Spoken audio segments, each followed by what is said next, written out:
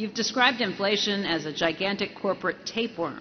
Which of Berkshire's businesses are best suited to thrive during a period of high inflation, and why? Which will suffer the most, and why?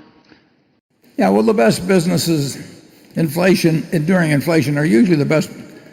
They're the businesses that you buy once, and then you don't have to keep making capital investments subsequently. So you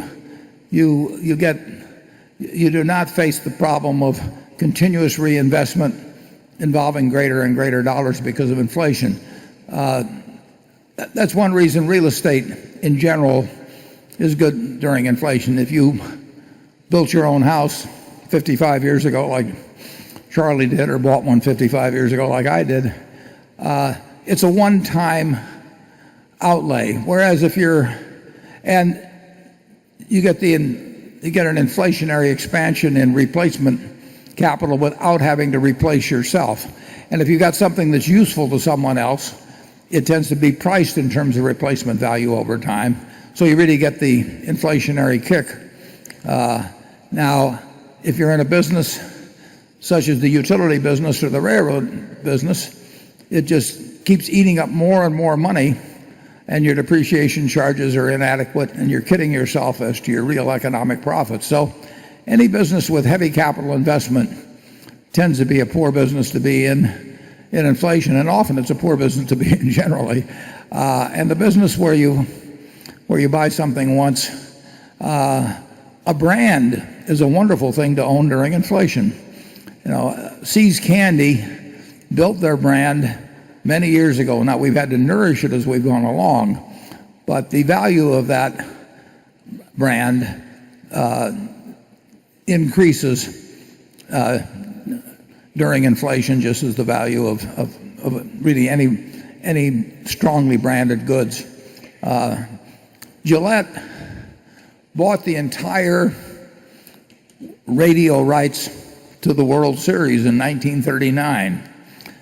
And as I remember, it cost them $100,000, and for that they got to broadcast the Yankees, I think, versus the Reds in 1939. And think of the number of impressions they made on minds in 1939 for $100,000, and they were getting into the minds of young guys like myself. I was 8 or 9, and millions of people, and they did it in those dollars then. And of course, if you were going to go out and try and have a similar impressions on millions of minds now, it costs a fortune, and part of that's due to inflation, part of it's due to other things. But it was a great investment which could be made in 1939 that paid off in terms of selling razors and blades in 1960 and 1970 and 1980 so that's the kind of business you want to own. Charlie? Well, yeah, but if the inflation ever goes completely out of control, you have no idea how it's going to end up.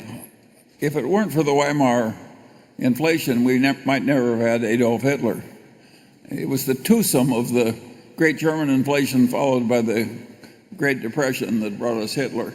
And think of the price that the world paid for that one. We don't want inflation because it's good for See's Candy. No, I didn't quite realize I was proposing that. I wasn't criticizing it. What's good for See's Candy is good for the United States.